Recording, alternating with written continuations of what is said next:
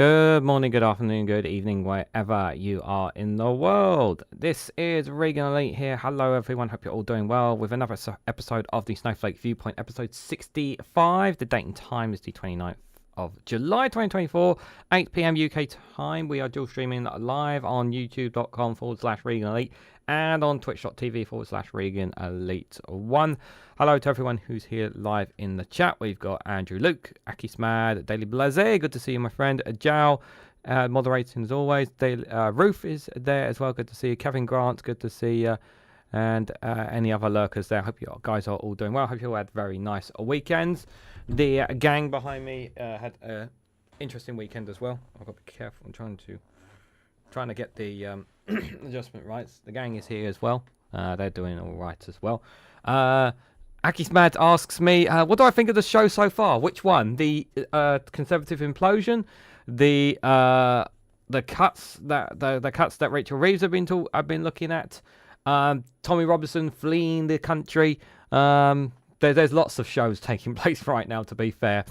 Jeannie Bottles there. Good to see you, buddy. Hope you're doing well. Well, let's start with the big story that's come out, guys.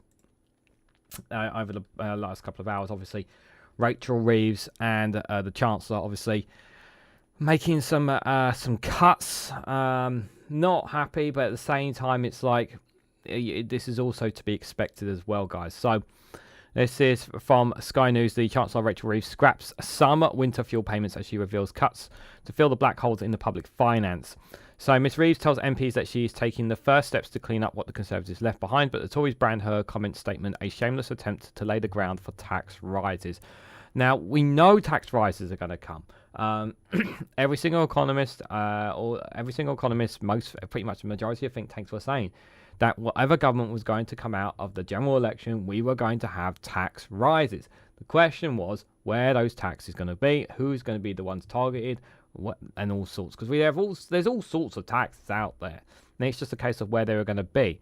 Some of the policies and ideas that the Conservatives had, they were just kind of like just thrown together to make it look like they were good things. Do I think that the Chancellor knows what she's doing? At the moment, I have to say no. I honestly don't know. I'm still sitting on the fence. Like I think when the budget comes out, and we think that's going to be in autumn time, probably September, October, I think is what we think the budget may be out around that time, maybe. So late August, September, possibly. We don't have a confirmed date. If someone gets a confirmed date, please let me know in the comments. But that will be obviously the biggest indication of where money is going to be spent and whatnot. I am absolutely pleased that she was really wanting to stomp her foot down in making sure that, public sector workers are going to be given a significant pay rise and ending these strikes so that people can actually get back to work and actually get things done, be able to do their public service because they've not been getting paid properly, and the Conservatives couldn't get it done. And as Wes Streeting said in the Commons today, 3 weeks he was shouting as Rachel Reeves was giving a statement. 3 weeks, he was saying. 3 weeks. That's how long it took for a Labour government to end the strikes, and the Conservatives just couldn't sort it out themselves. It's political. What happened to tax on the rich? Yeah, exactly. Akismad. It's always about. That's why I'm like, I'm not prepared to throw her under a bus, but at the same time, I'm willing to like I've always said, like, judge them on the first 100 days. Let's see what happens after 100 days, what they have done, and then we can decide whether or not we think they've done good or bad and whatnot. Alistair Keir, good to see you, buddy. Hope you're doing well. So let's read a bit more into this, you guys. So, Rachel Reeves has scrapped the winter fuel payments along with a raft of other government programs and policies to plug a projected government overspend of £22 billion. Yeah, this £22 billion black hole is not good at all. But like, is this? A part of me feels like there's a part of me who feels like, okay, this makes sense, but then a part of me is like, how do we know you're not playing red Tory here as well? This is kind of like the thing that's sticking in the back of my mind here. I will obviously have to wait and see tomorrow. I don't know if I really want to know what Phil Morehouse is going to say on this. I'm on here, so I'll wait for a video from him. I'm sure he's going to discuss it on the Morning Brew tomorrow. but because obviously to try and understand this, like I am sitting on the fence on it, because I can't just say this makes total sense. Labour have got to do this. Yeah, we have got to understand Labour's position that they've picked up after the Conservatives. No, that's not how I'm thinking this right now. You know, could this been done differently? Could some of these things had to be done? You let me know what you guys think. The Chancellor said that those not in receipts of pension credit will no longer receive the extra money, as she repeatedly told MPs. If we cannot afford it, we cannot do it. Yep, but when it comes to defence, guys, when it comes to war, we always have a war chest ready. Just not for the other things. The Chancellor also announced that the adult social care charging reforms, which have been delayed by the previous government, would also not go forward on the new government watch, and a move that will save more than £1 billion by the end of the year. In total, all departments have been asked to find savings worth an estimated £3 billion. Where? Where's the money? Where are they going to find the money? They've already been cut to the bone. Ms Reeves says while a number of projects, including Boris Johnson's programme to build 40 new hospitals and restore the old railway lines, will be reviewed or cancelled.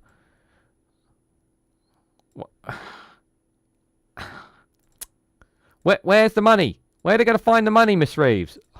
They've already been cut to the bone. Like, come on. We have to be realistic here. Can we not just put a tax on the rich to cover it? Just put a tax on the rich. Make them pay a little. Just introduce a or one-off payment from the rich, like a one-off tax payment off the rich. You know, like this is not necessary. The Chancellor laid the blame for the decision on the previous government, accusing the Conservatives of having let the people down by making commitment after commitment without knowing where the money was going to come from. Today I'm calling out the Conservatives' cover-up, and I'm taking the first steps to clean up what they have left behind, she said. How do we know the Conservatives aren't lying about what the numbers really are as well?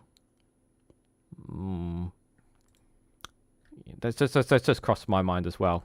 I shouldn't speculate, but we can only take her word on what she's read as well. We can only take her word. That's the thing. The Shadow Chancellor Jeremy Hunt, sitting opposite Miss Reeves in the Commons, immediately refuted her characterisation of the previous government, saying her inheritance statement was not economic, it's political. No, you need to shut up, Jeremy.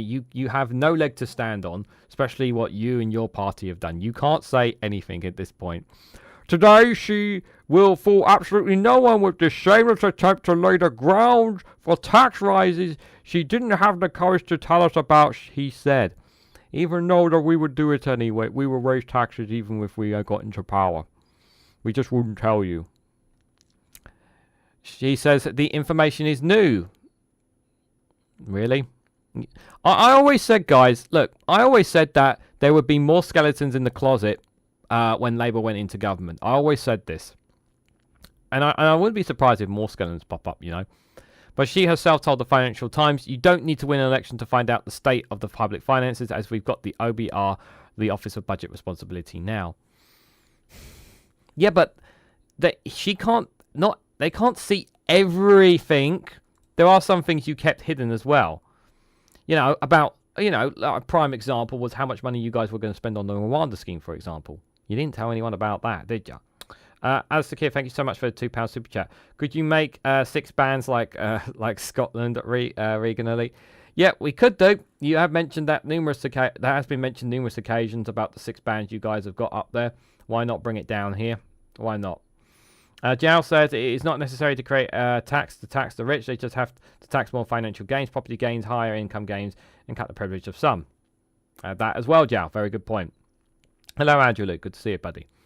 Ms. Hunt cited economic expert Paul Johnson of the Institute for Physical Studies and said that the state of the public finances were apparent pre-election to anyone who cared to look, which is why he and other independent figures said her argument is not credible and won't wash.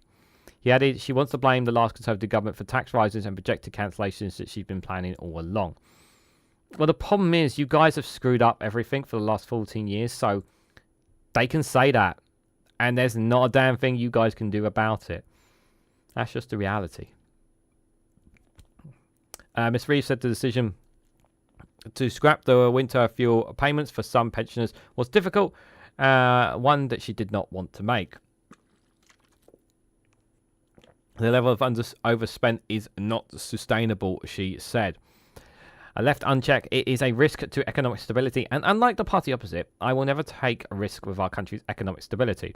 Well, she won't be a Liz Truss, I don't think, anyway, guys. So we can rule out her being Liz Truss, that's for sure. And by the way, it's absolutely roasting in this, so don't be surprised if I grab the cooling spray and start spraying myself with spray, guys. Ms Reeves said that while the government could continue to project the pension triple lock, the measures to raise state pension every year by the end of the average earnings, inflation of 2.5%. She said those not in receipt of pension credit or certain other means-tested benefits no longer receive the winter fuel payment from this year onwards.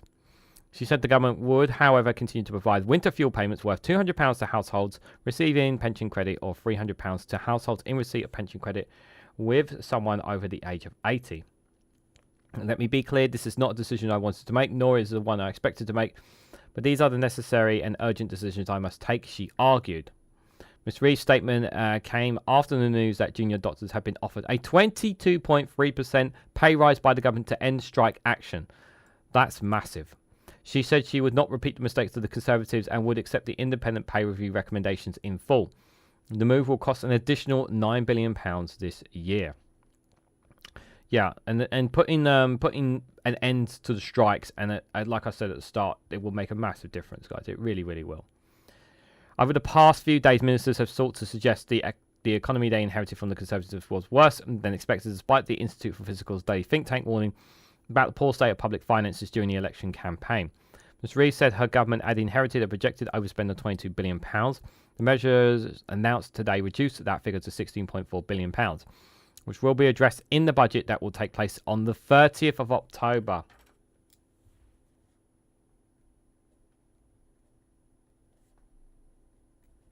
Just had to write that down. And a multi-year spending review. Among the measures that have been scrapped to save money are several transport projects, including the Stonehenge Tunnel on the A303, the A27 Abdul Bypass, and restoring our railway scheme. I'll put that on my calendar later on, guys. Reforms to social care costs are £100,000, first presented by Andrew Diggott to David Cameron more than a decade ago, and have finally been axed after years of indecision due to the £1 billion cost. With Ms Reeves saying they were never funded or affordable. The inheritance from the previous government is unforgivable, the Chancellor said. After the chaos of Partygate, when they knew trust in politics was at an all-time low, they gave false hope to Britain. Yeah, they did. I just didn't buy into... just didn't buy into anything that they were saying. You just couldn't. So many times, guys, you just could not buy anything that they were saying. Like, whatever policies they were introduced, even if they sounded good, it was just like you just didn't... Did you really honestly think that the Conservatives would push through with them? That's the other thing as well. When people were already being hurt by the cost of living crisis, they promised solutions that they could never be paid for. Roads would never be built, public transport that would never arrive, hospitals that would never treat a single patient. She concluded they spent like there was no tomorrow because they knew that someone else would pick up the bill and then in the election. And perhaps this is the most shocking part. They campaigned on a platform to do it all over again. Yeah, that's the thing, guys. Like, you just can't take... You just, like, I'm of course, I'm incredibly skeptical about Reeves and what she's doing. But I would take what they're doing right now than what we've had for the last 14 years. And I really do, guys. I think that's really, really important. To be fair, I've not really looked into it so far, but the £3 billion cuts doesn't sound good. But the OBR are going to investigate Hunt's forecast over the £22 billion black hole. Yes, the OBR put out a statement. I saw that online on Twitter that they said they're going to have a look at, they're going to investigate the forecast on that. That's going to be interesting. That would not surprise me if there were holes into that budget by Jeremy Hunt at all. That would not surprise me at all. It will be interesting to see the outcome of that result. That is for sure. Giles says, if you tax high-priced properties, high-pay, high-priced consumer products, you would inherit tax people with enough money to buy them and have them. Yeah, that is for sure. Obviously, more will fall out from this. I know she was taking some questions after. I didn't get a chance. I only got a chance to catch one, so I haven't had a chance to watch that, guys. I will try and watch that later tonight if I can. The questions she took from the media, because I do want to hear. I did watch most. I've watched most of the clips from the statement today, but yeah, I'll try and catch up with it in full later on, guys. or probably tomorrow, most likely.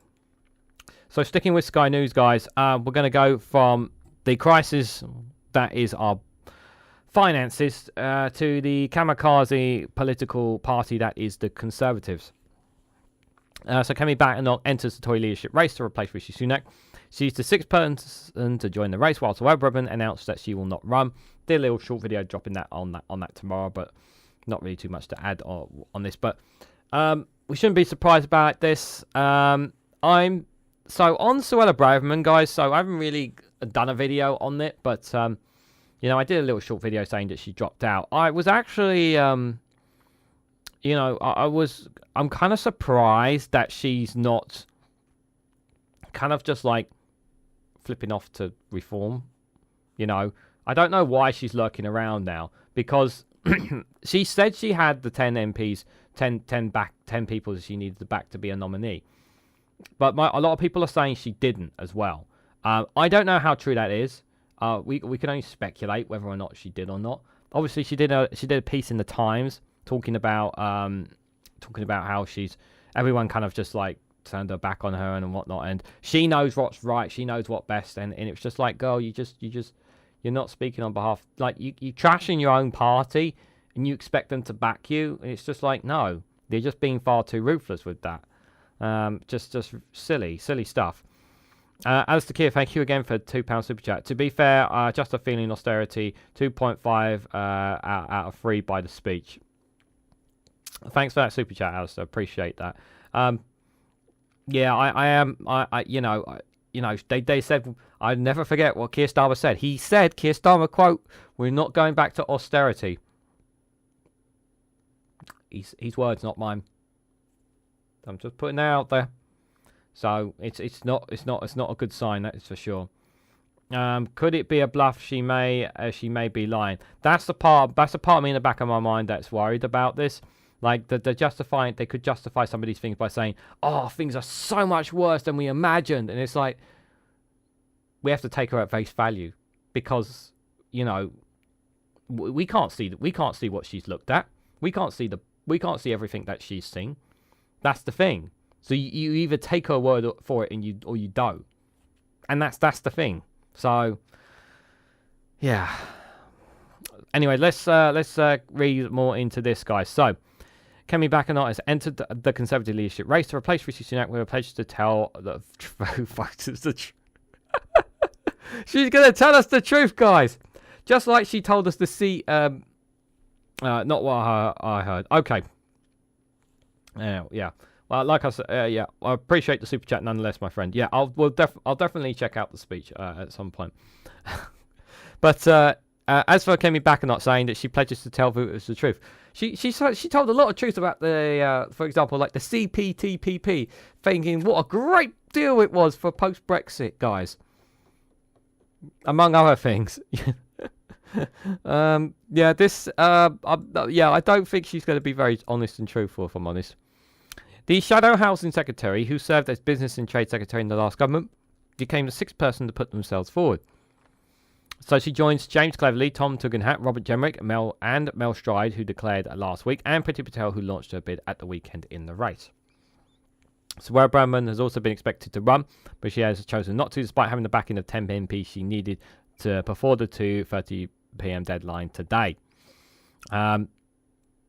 I will just say, obviously, like I still think the dark horse is Priti Patel, despite all the problems that she has. Obviously, we can't forget the bullying allegations over her. That can't go away. But Mel Stride, I just don't think he's going to get enough backing. The reason why I say Priti Patel is not just because she's been very quiet. She's not saying anything too stupid lately. She's not been making her out of whack like James Cleverly. And Robert Jenrick or Tom Tugendhat's been saying silly stuff lately. I know Priti Patel's, I would say she says less silly stuff than the other contenders. But the thing is that she was, there was many reports during the election campaign that she was helping a lot of grassroots campaigns. She wasn't just fighting in her constituency. She was out in other constituencies. She was helping other Conservative colleagues and whatnot. She was doing her bit for the party. Is something there. So, and I think that kind of stuff, that background work, if you really show that you're not just about yourself, that you are about the whole party, that can really look good on you. Obviously, Mel Striver's obviously someone who also took a lot of gunshot wounds, shall we say, for Rishi Sunak and the Conservatives going out there on the media rounds. So that does give him a bit of credit, but I don't think they see Mel Striver as leadership material. I do think Priti Patel is going to be the one. I still think she's the one going to get the nod. I know many people will say it's going to be Kemi Badenoch, but I think if it does end up being, I think the thing is that what a lot of people have said as well. I think that whoever does get the nod is probably not going to stay. It's not going to, maybe might last a year, maybe. The party is way too divided at the moment. So, the former Home Secretary wrote in an article for The Telegraph, it's The Telegraph, apologies, her party's disastrous election result was down to failures on migration, taxes and transgender ideology. This is false, was not because of migration, taxes and transgender ideology. This was because the cost of living crisis, the broken NHS system,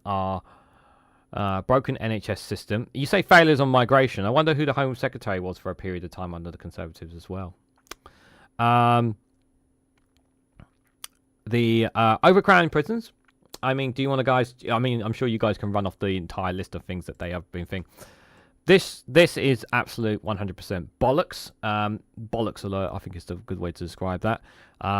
Taxes, well, you guys have been raising so many taxes on us as well, and I think that's really important to highlight.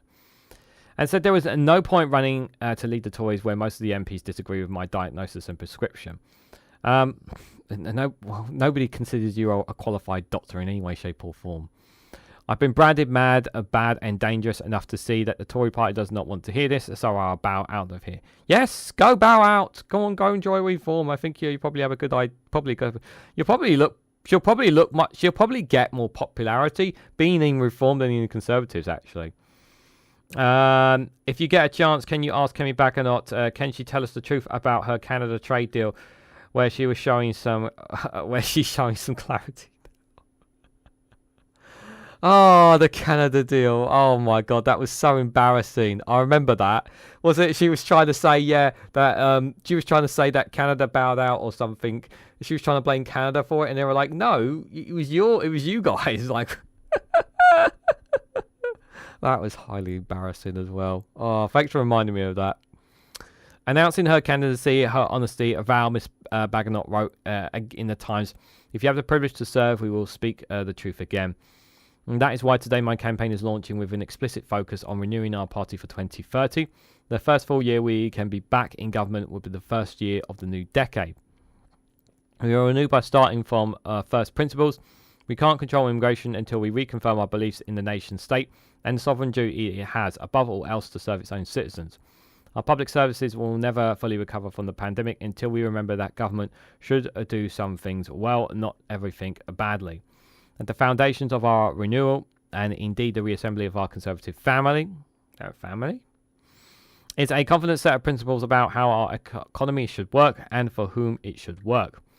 The wealth of a nation is built upon historic ability to capture the integrity and industry of our people and the willingness to many to trade risk for reward.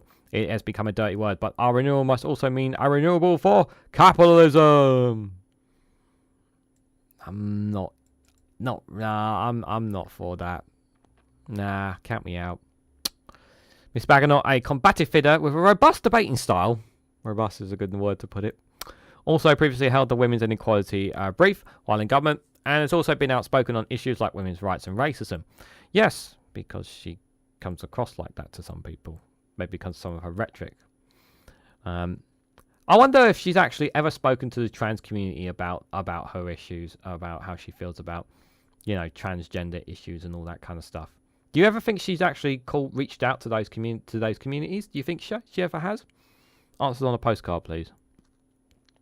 She was the first minister of the cabinet to criticise Frank Hester's comments about Diane Abbott as a racist, but she said his apology should be accepted and the Conservative Party should accept more money from the businessman.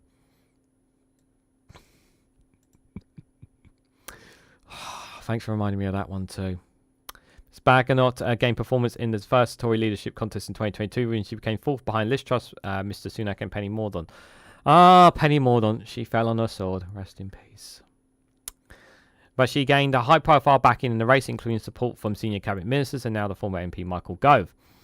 After the Conservatives lost the election in July when Mr Sunak asked cabinet ministers if they wanted to keep their old jobs in opposition, he volunteered to step into Mr Gove's brief and to shadow Deputy Prime Minister Angela Rayner.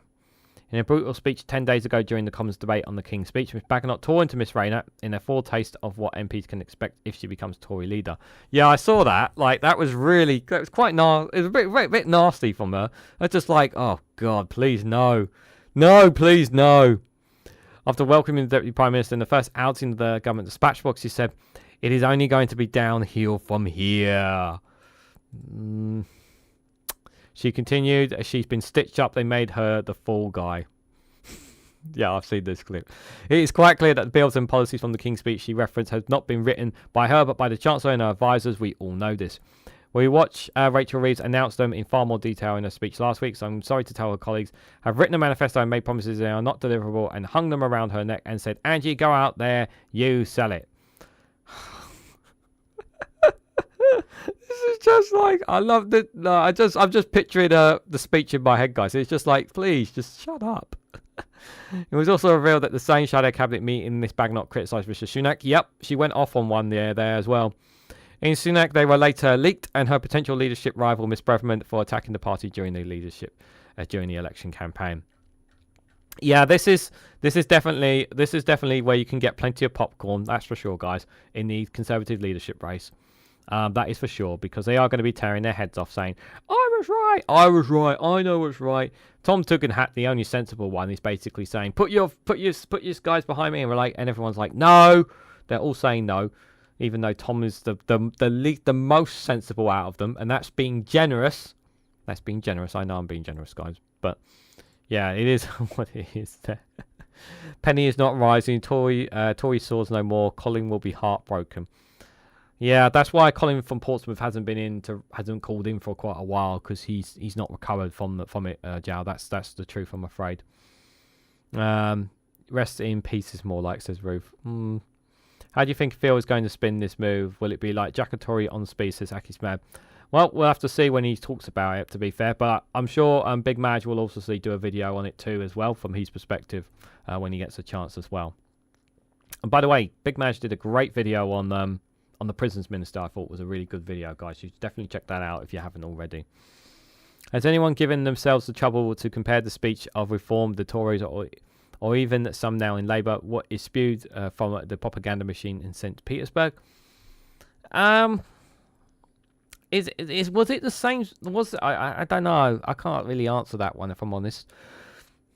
Transgender thing sounds like what the Russian trolls were talking about, says Jow. Yeah, probably was. Yeah. Yeah, that's for sure. All right, so step away a little bit from politics. I thought we'd have a little bit of, a little bit of fun on this one. We can afford to poke fun at this guy, because this guy has been nothing but a carny piece of shit. Yeah, let's just call him what he is. Yeah, guys. Tory Robinson flees the UK amid contempt for court proceedings. The far-right activist was detained under counter-terrorism powers on Sunday and was due to appear in the High Court. Oh, what a shame again. He just keeps getting in trouble, guys. You know, this guy, I mean, he just can't catch a break, can he? You know, it's almost like he just doesn't know how the law works. You know, it's like when you're told that you can't be showing something in public and you show it in public.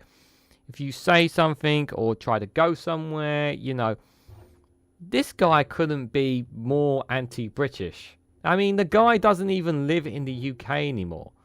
The guy lives in the EU. He's got an Irish passport. Is it Spain, I think he lives in? Like, he's... People think that he's a messiah still. This guy doesn't... This guy's everything against the values of Britishness, or whatever Britain is. He's against all these values. He's turned from a guy that actually had something into, well, just a law-breaking person now. He's just a law-breaking, well, I was going to say citizen, but I think citizen's not the right word to describe him. But yeah, Tommy Robinson fled Britain on Sunday night to put himself beyond the reach of authorities in the UK, where he was due to be in court over alleged contempt proceedings, the hearing was told. I wonder if he's going to fly to Romania and, join Top G Andrew Tate on one of his shows on Rumble at some point. Don't be surprised if he does. The far-right activist, whose real name is Stephen Yaki Lennon, was arrested on Sunday at the Eurotunnel terminal in Folkestone by police who used counter-terrorism powers, but he was released on unconditional bail. As soon as he was released, he obviously made a run for it. Joe Lefty, good to see you, buddy. Hope you're doing well. Mr. Justice Johnson issued a warrant at the High Court for the arrest of Robinson, but ordered that it not be carried out until early October to allow the activist time to indicate that he would attend the next hearing voluntarily or to apply to set aside the warrant. You're going to give this man... He's already broken the law on several times. Have to be fair with the law. Robinson was due to appear at the court on Monday, accused of contempt of court for making a documentary, Silence, which repeats false claims he made about Syrian refugees that led to him losing a liable case in 2021. The hearing was told by Adam Pacia, representing a Solicitor General, that Robinson was reminded by police in Kent on Sunday night that he was due to be in court on Monday, but nevertheless left the UK via the Channel Tunnel. The Solicitor General launched legal action against Robinson in June over an alleged breach of a court order after he lost a liable battle in 2021. A judge ordered him to never repeat the falsehoods, but last year he began repeating those claims, including in the film. I mean, like, what do you... Like, here's the thing, right, guys? Like, obviously, I understand the needs of giving people second chances and whatnot, but considering that he's done this on several occasions, why are we surprised by this?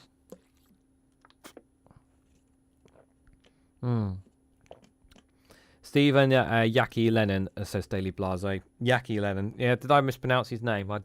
I do apologise for not pronouncing it properly. Robinson was detained by Kent Police at Folkestone under Schedule 7 of the Terrorism Act of 2000, a power which is used at a port, and he was subsequently arrested for frustration of a Schedule 7 examination, but was then released on unconditional bail at 10 p.m. and travelled onwards across the channel. Yeah, so as soon as he got out, he legged it. He got out of the country. I am told that he was explicitly reminded of the hearing today before he left the jurisdiction, said the judge. Oh, he knew. He knew. Payer told the court that Robinson, who he referenced as to Yaxley Lennon, was part of a large demonstration on Saturday in Trafalgar Square, where he played the film on the big screen. The film had shown a new foreword, which was narrated by Robinson, who was shown standing outside a high court, could be heard referring to the injunction. Payer described this as flagrant and admitted a breach of the injunction. Earlier said he appeared that Robinson has spent a significant amount of time outside the UK on the basis of social media and online video. He appeared to have been in Denmark on the 14th of June and in Canada later that month. Payer said Robinson returned recently for the purposes of publishing the film and then sought to leave immediately to put himself beyond the reach of this jurisdiction. Nonetheless, he added that the activist was served physically and online with legal documents advising him that he was required to attend the hearing. Johnson said he was satisfied that Robinson was served the documents. The film repeats false claims that led to Robinson losing a liable case brought to him against him by a Syrian schoolboy who was filmed being attacked at school. He was sued by Jamal Husky after an incident in a school playground in Huddersfield, West Yorkshire in October 2018.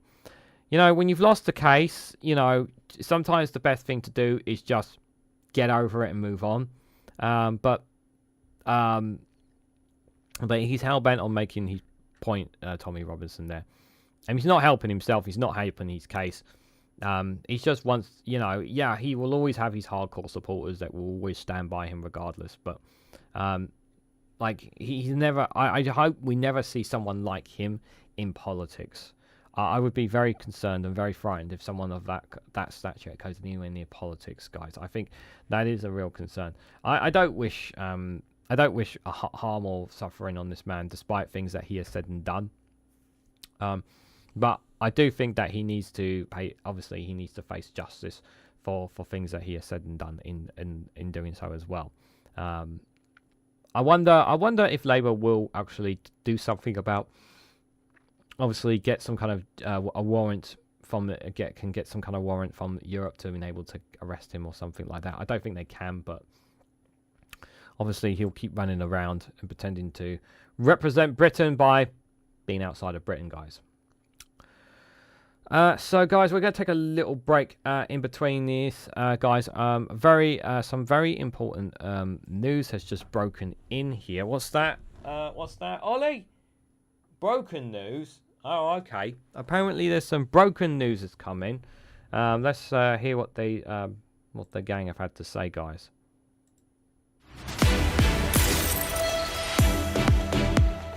Welcome to Broken News. Scientists have been celebrating a miracle breakthrough they claim could spell the end of energy problems as we know them. Researchers say they're harnessing a previously untapped form of power, which might just stop big energy companies killing every human being on Earth in their quest for a bit more cash. Our reporter has more. Up until now, we've relied heavily on burning fossil fuels for our energy demand, with many calling for more reliance on solar and wind power. But scientists here in Geneva have made a startling breakthrough, using a power source they describe as white hot and infinite. They believe now they'll be able to harness the righteous indignation of certain types of loud, entitled, self-important middle-aged American women. Boffins here at CERN are calling them kinetic and renewable energy nodes, which generate Karen power. In a statement, scientists say we placed Karens in 3 situations. One Karen was placed next to foreigners on a train while shit-faced, another in a fast food restaurant where the minimum wage worker got the Karen's order slightly wrong, and a third Karen was asked to approach a black person in her neighbourhood and ask if they were just loitering and what were they doing there, why are they just sitting in their car, and do they live around here, and I will call the cops, okay? I'm going to call the cops now. The results were phenomenal. It generated enough power to keep the lights on in Cincinnati for a month. Experts say the power generated far outstrips previous models of the kinetic energy voltage impedance network, or Kevin power, which they've described as total shit. Back to you. A lovely story. Well, that's all from Broken News. You're up to date.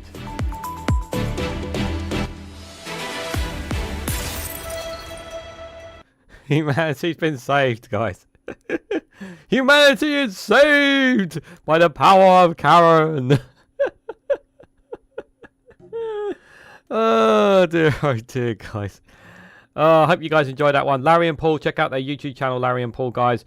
Do make sure you subscribe, watch their videos, hit the like button, all that stuff, guys. I haven't put up a video for a while, but I wanted to bring back an old one for you guys.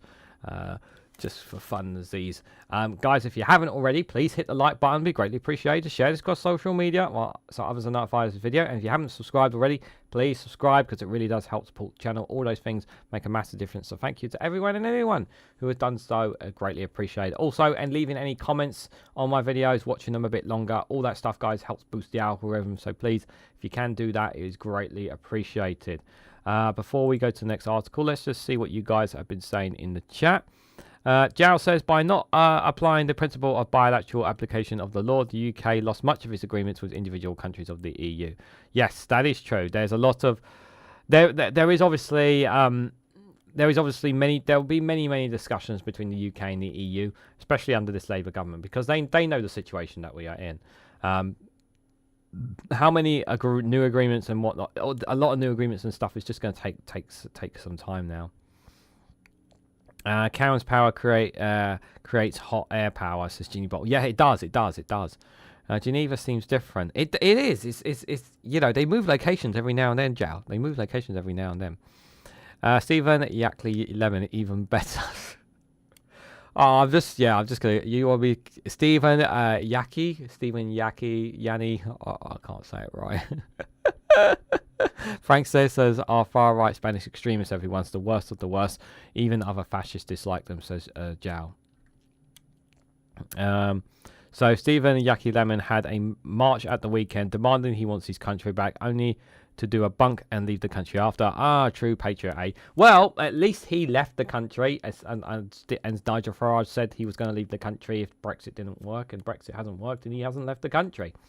So at least, I guess he's someone that I don't know if he ever said he would leave the country. Mate, I don't know. I'm just putting a square in a circle there, and it's just not working, is it? let's move on, shall we? This next article I got for you guys. I know this is going to upset some people, this one, but I do have to cover it. This came down from the courts today. The headline from the BBC is that puberty blockers ban is lawful, says the High Court. So the ban on puberty blockers introduced by the previous government using emergency legislation was lawful, the High Court has ruled. So the former Health Secretary Victoria Atkins curbed the use of the drugs for children and young people with gender dysphoria under emergency powers at the end of May. A trans campaign group then took legal action, arguing that she had failed to consult patient groups and misused the emergency process. The Health Secretary West Streeton said he welcomed the court's ruling, adding that children's healthcare must be evidence-led.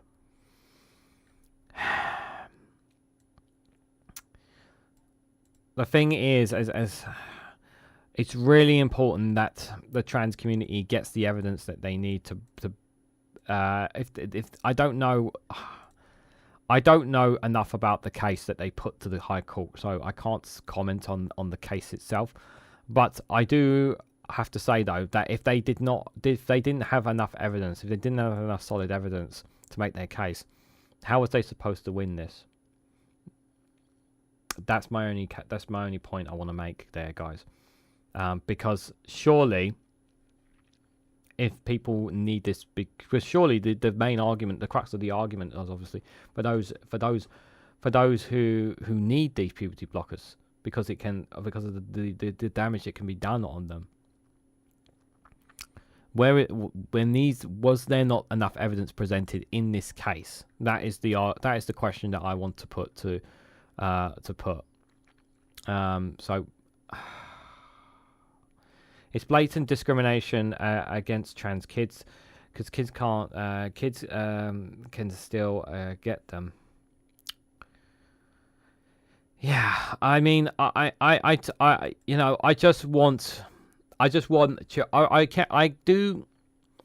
do care about children's concerns and well-being, guys. I really, really do. But I also want to make sure that other groups out there, especially just like trans groups and any other communities, that their rights and their protections are looked after here. And in this case, I feel like that theirs was not. That's how I feel. And like I said, like if there was there enough evidence that the trans campaign group had at the High Court? And based off what the High Court has said, I'm going to say no on this. Now maybe I'm wrong, but I think that's a really important. I just want to put that out there, you guys. Not saying I agree with the court decision at all. You guys know where I stand, but I just wanted to make that point. The campaign group Transactual UK said it condemned the decision by the High Court and would try to appeal. The case follows the review by the Hilary Cass earlier this year, which found a lack of evidence around the treatment for under 18s with puberty-blocking drugs. Puberty blockers are drugs used to delay or prevent puberty happen.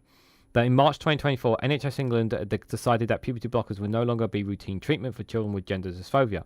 At that point, puberty blockers were only allowed to be used in NHS clinical trials. In May, following the Cass review, the Conservative government tightened the rules on the drugs, introducing an emergency ban on them by prescribing by private and European prescribers. Puberty blockers are now only available to under 18s with gender dysphoria who are already taking the drug.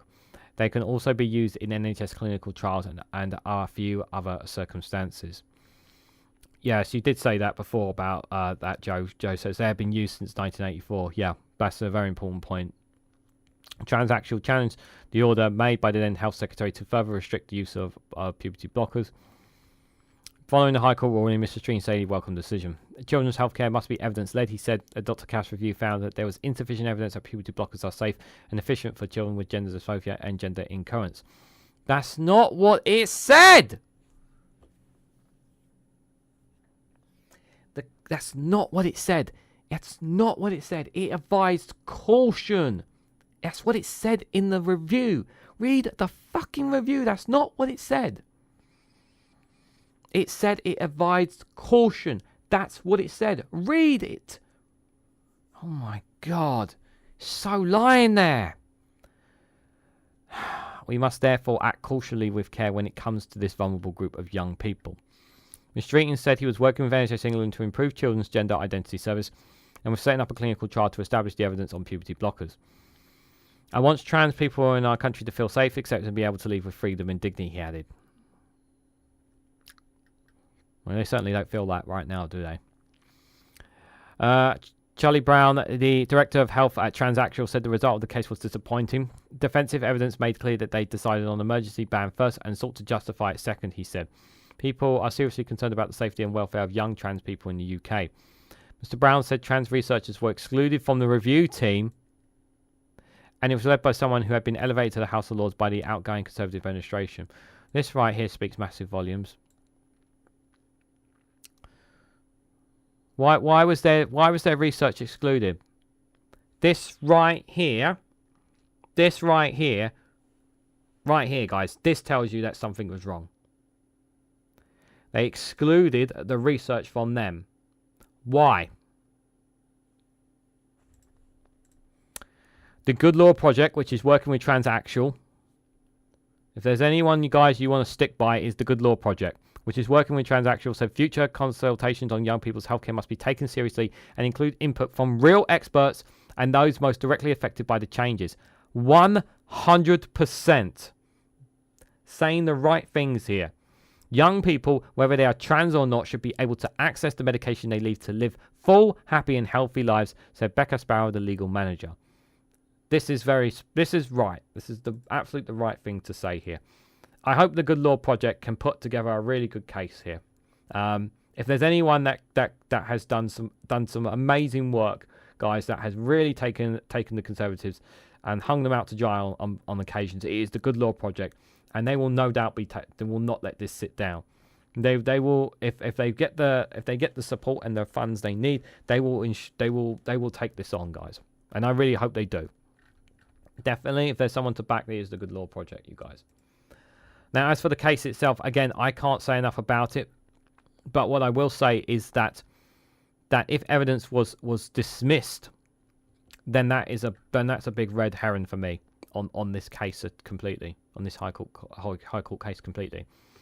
If evidence that was from one side was not allowed in it, it sounds very fishy to me, very one-sided potentially. So. But yeah, the Good Law Project, do check out their website, guys. Just Google Good Law Project, follow them, subscribe to them. If you can financially support them, do so. They do wonderful, wonderful work, guys. So please do check them out. You can donate to the Good Law Project for as little as £2 a month. There you go. Ruth just said £2 a month.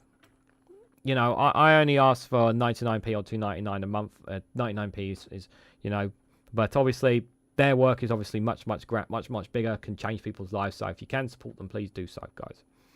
I read a piece on... Hold on, let me just bring up what Andrew Luke is saying. I read a piece on Quota earlier asking trans folk if they have regrets, what they were. They were really illuminating reading, offering perspectives of what it means to be considered man, women and trans. Interesting. I have a set of opinion, but I'm not a parent, so it's got us all to do with me, says Andrew Luke.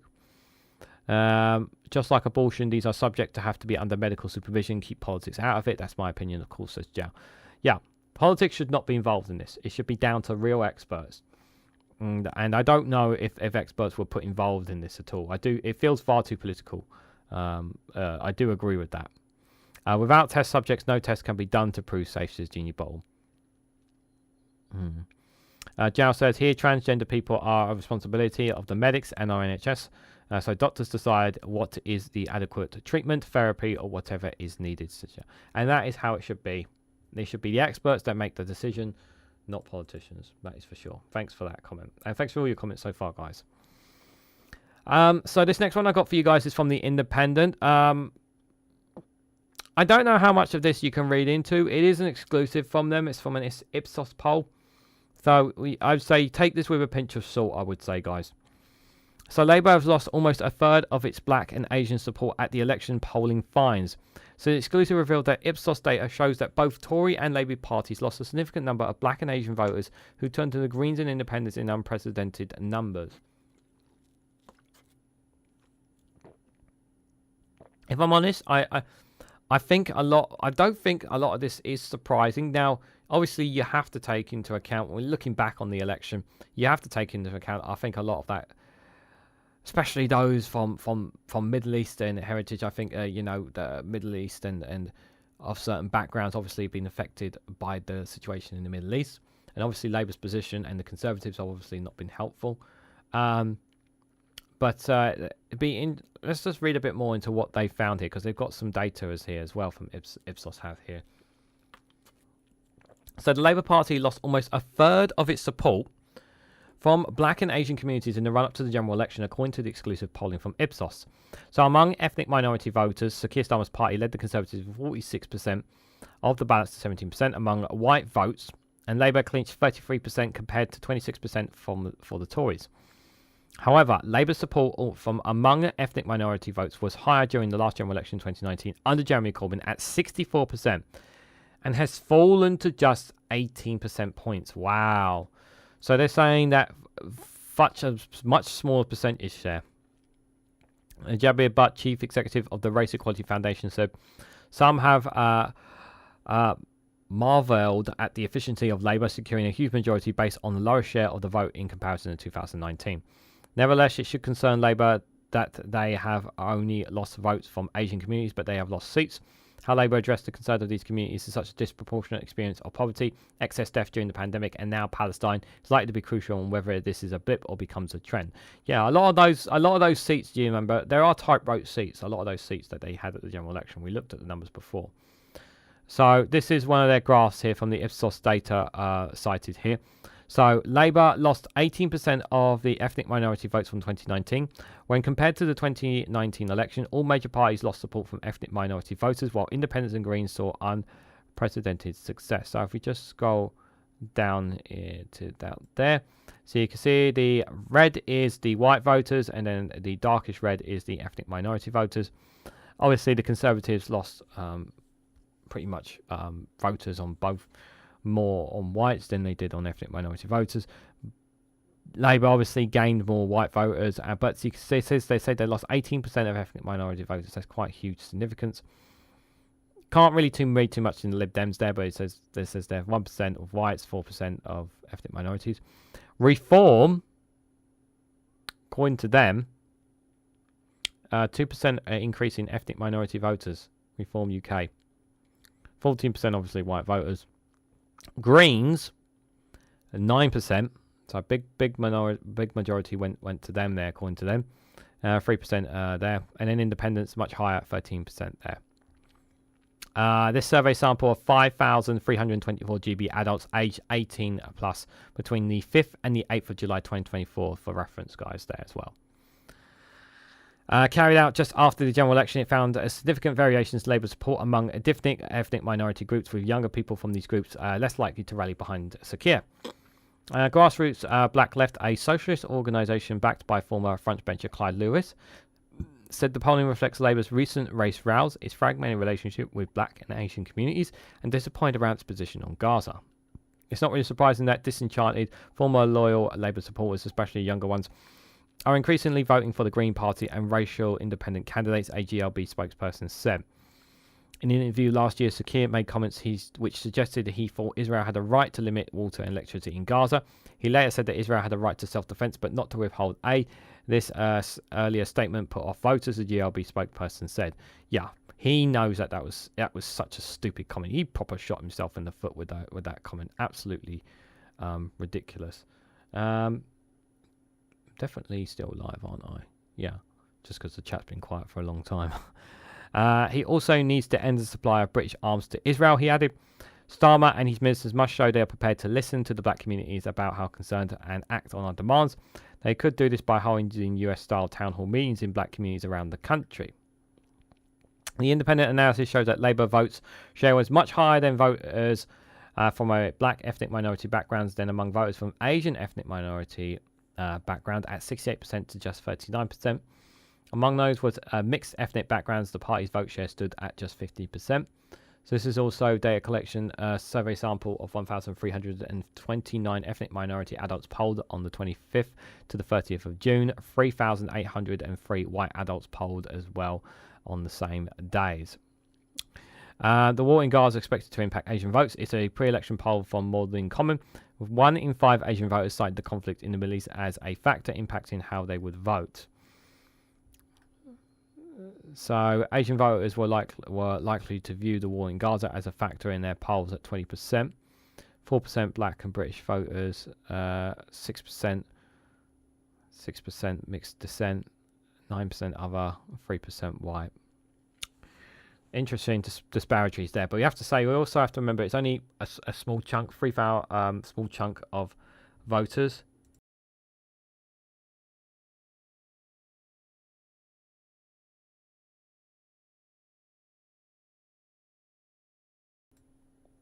Excuse me. Oh yeah, I did tell you it's hot in here. Apologies for sneezing. Good thing I muted the mic.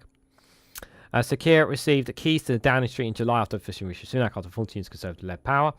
Yet talk of a 1997 level landslide when Tony Blair first came to power was unfounded. Not only did Labour win less of the popular vote overall this time, with 45% in 1997 and 34% in 2024, but ethnic minority groups particularly appeared much less convinced by SefChol than Mr Blair's Labour.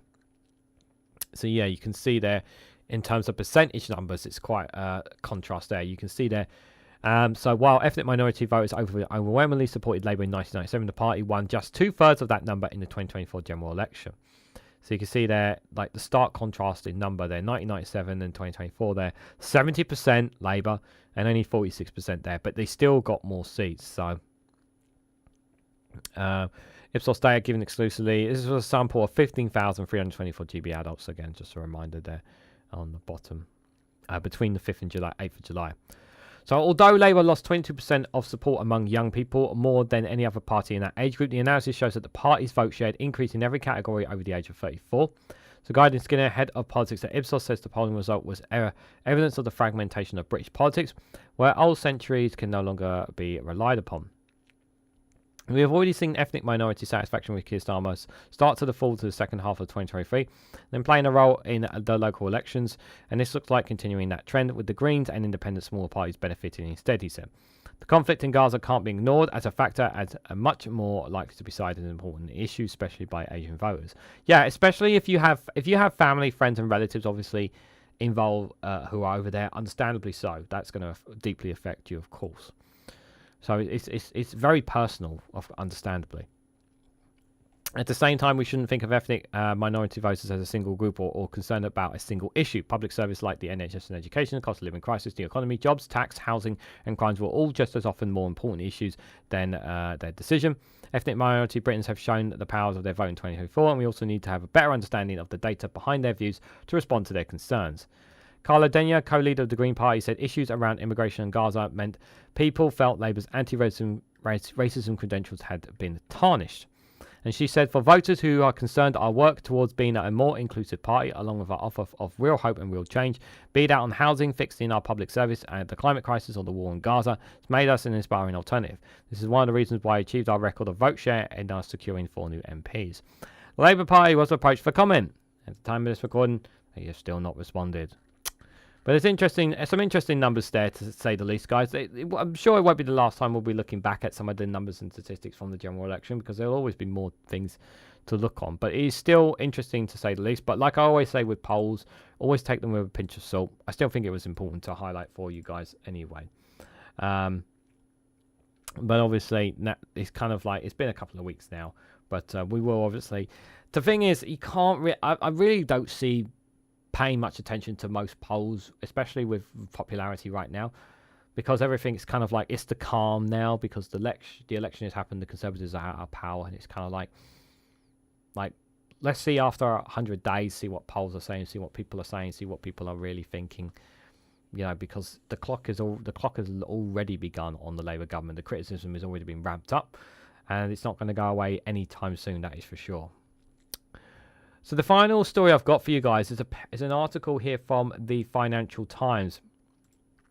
The headline for this is HS2's cancellation costs the taxpayers £2 billion of report fines. So Rishi Sunak acts plans for a northern leg of railway after long delays and budget overruns.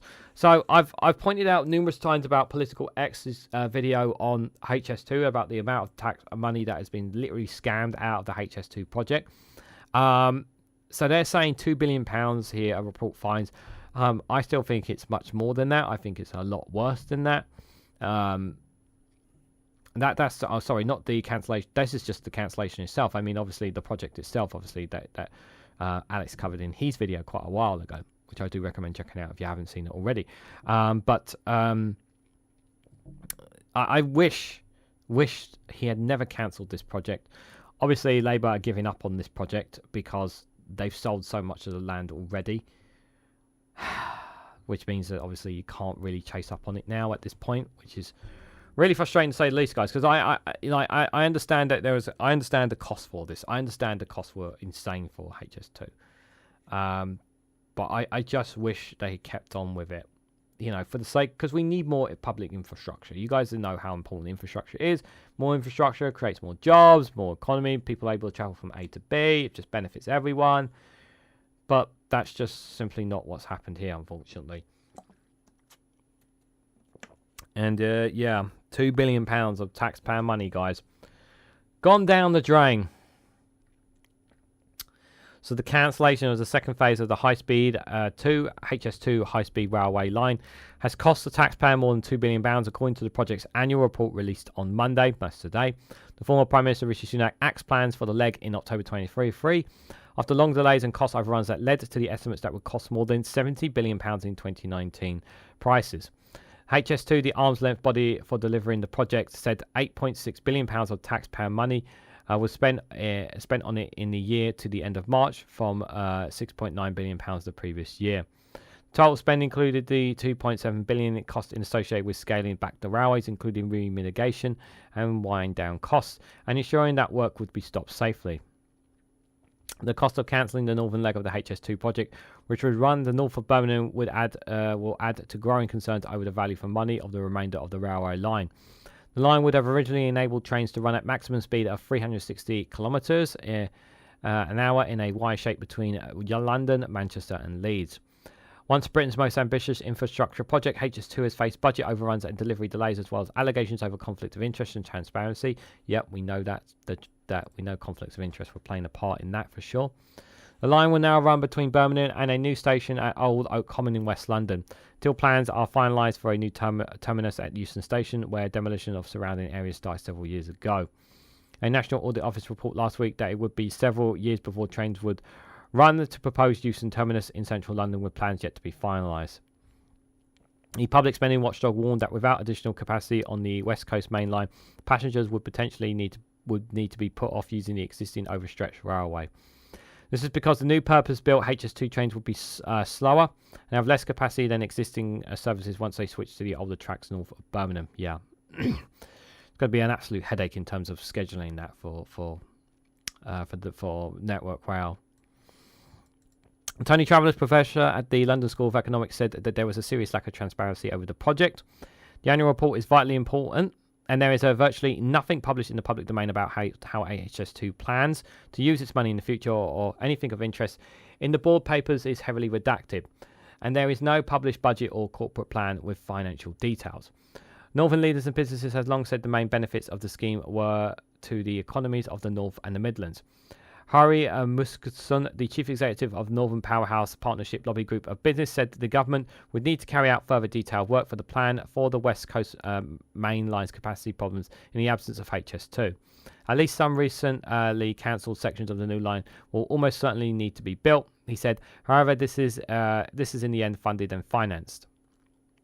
The report also reveals that Mark Foston, HS2's former chief executive, was paid £652,000 for his final year, including a £34,000 bonus. What?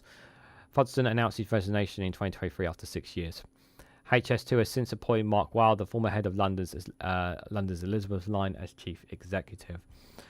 A complete and total fucking waste of taxpayer money, guys. That's what it is. Absolutely infuriating. Should never...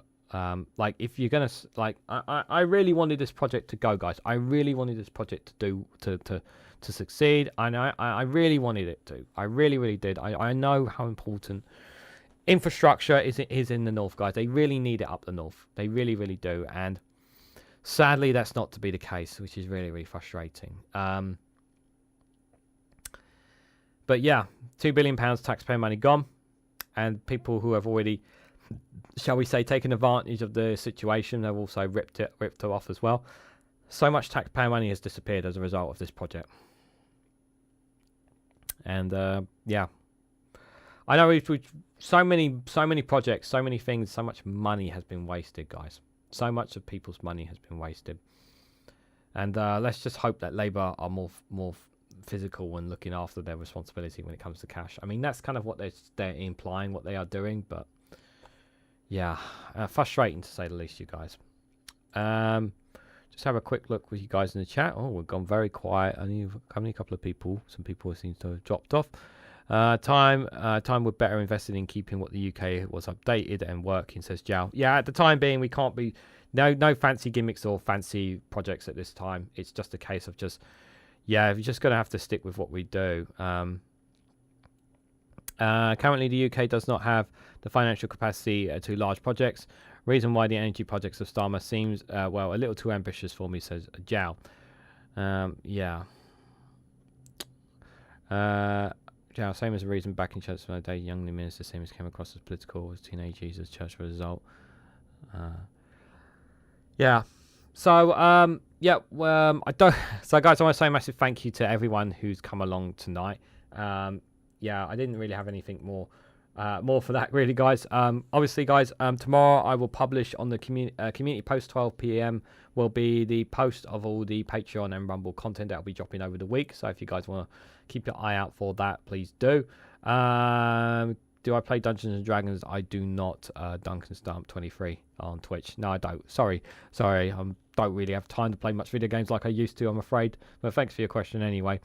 So, guys, yeah. If you haven't already, please hit the like button. Before I do all that outro stuff, guys, just thanks for everyone for coming along. Thank you, Alistair Keir, for your super chats.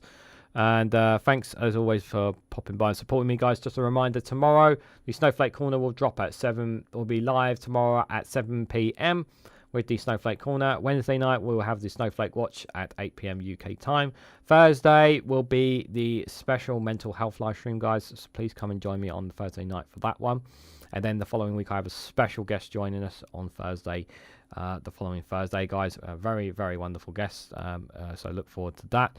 And then on Friday, I will be doing the first episode of something called The Snowflake Conflict, where we'll be looking specifically at conflicts such as the war in Gaza, Ukraine, Sudan, and any other conflicts, guys. That's a specific live stream for that. That'll be dropping at 7 p.m. So do check that out, guys, for me. So, yeah, thanks again, guys, for popping by. Thanks for your comments and your messages. Greatly appreciated. The gang here want to say massive thank you for dropping by as well. They appreciate it as well, as does Ollie. Ollie, Pingu, and Cash Dummy really appreciate your support. Really, really does. But until then, guys, make sure you stay cool like I do, because it's blimmin' hot in here, because I need to get out of here before I boil to death. But before I do, I just have one final thing to say. If you haven't already, please hit the like button. We greatly appreciate it. Share this across social media so others are notified of this video. And subscribe, because it really does help support the channel. And if you want to go one step further, financially support me and the work that I do here, you can do so by becoming a YouTube member for as little as 99p, or join me on Rumble or Patreon for exclusive content on those platforms. So thank you all so much for watching, and I hope to catch you all very, very soon.